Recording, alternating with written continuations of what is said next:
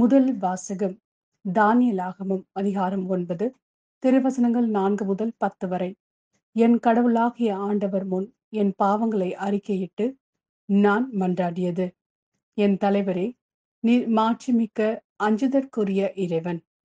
உம்மீது அன்பு கொண்டு உம் கட்டளைகளின்படி நடப்பவர்களுடன் நீர் செய்து கொண்ட உடன்படிக்கையை காத்து அவர்களுக்கு பேரன்பு காட்டுகின்றீர்.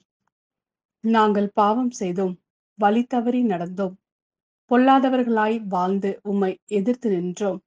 உம் கட்டளைகளையும் நீதி நெறிகளையும் கைவிட்டோம்.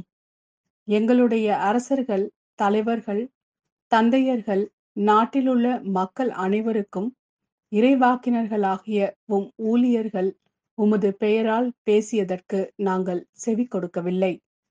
என் தலைவரே, நீதி உமக்கு உரியது, எமக்கோ இன்று வரை கிடைத்துள்ளது அவமானமே.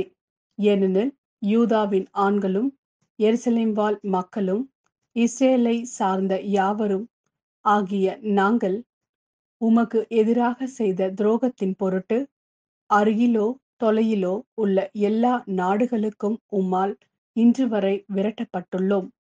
ஆம் ஆண்டவரே, அவமானமே எங்களுக்கும் எங்கள் அரசர்களுக்கும் தலைவர்களுக்கும் தந்தையருக்கும் கிடைத்துள்ளது. ஏனெனில் நாங்கள் உமக்கு எதிராக பாவம் செய்தோம்.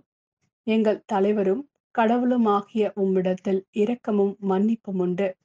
நாங்களோ உம்மை எதிர்த்து நின்றோம்.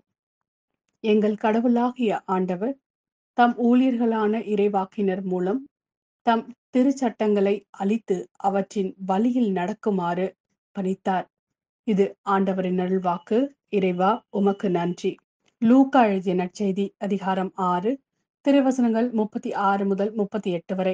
உங்கள் தந்தை இரக்கமுள்ளவராய் இருப்பது போல நீங்களும் இரக்கம் உள்ளவர்களாய் இருங்கள். பிறர் குற்றவாளிகள் என தீர்ப்பளிக்காதீர்கள், அப்போதுதான் நீங்களும் தீர்ப்புக்குள்ளாக மாட்டீர்கள்.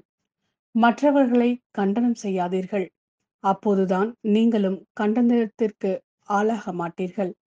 மன்னியுங்கள், மன்னிப்பு பெறுவீர்கள். கொடுங்கள், உங்களுக்கு கொடுக்கப்படும்.